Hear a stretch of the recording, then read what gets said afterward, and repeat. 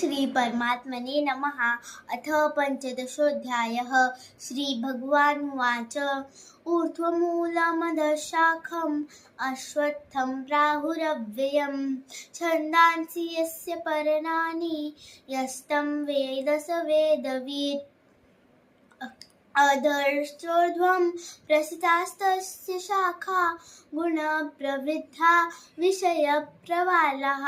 अधश्च मूलानि यनुसन्ततानि कर्मानुबन्धीनि मनुष्यलोके। न रूपमस्येह तथोपलभ्यते नान्तो न चादिर्न च सम्प्रतिष्ठा। अश्वत्थमेनं सुविरूढमूलमसङ्गशस्त्रेण छित्त्वा ततः पदं तत् परिमार्गितव्यं यस्मिन् गता न निवर्तन्ति भूयः। तमेव चाद्यं पुरुषं प्रपद्ये यतः प्रवृत्तिः प्रसितात् पुराणी। निर्मानमोहाजितसङ्गदोषा अध्यात्मनित्या विनिवृत्तकामः।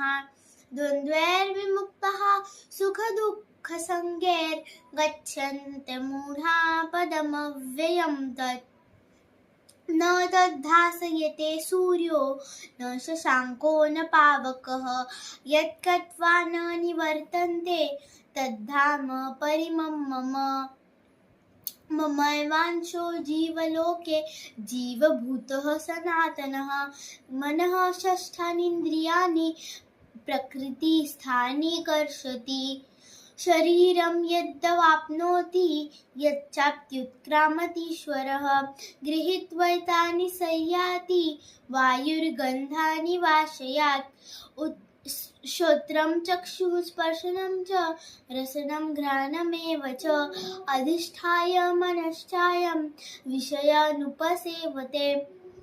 उत्क्रामन्तं स्थितं वापि भुञ्जानं वा गुणान्वितं विमूढा नानुपश्यन्ति पश्यन्ति ज्ञानचक्षुषः। यतन्तो योगिनश्चैनं पश्यन्त्यात्मन्यवस्थितम् यतन्तोऽप्यकृतात्मानो नैनं पश्यन्त चेतसः। यदादित्यगतं तेजो जगद्भासयतेऽखिलं यच्चन्द्रमसि यच्चाग्नो तत्तेजो विद्धि मामकम्। गामाविश्य च भूतानि धारयाम्यहमोजसा पुष्णामि चाषधि सर्व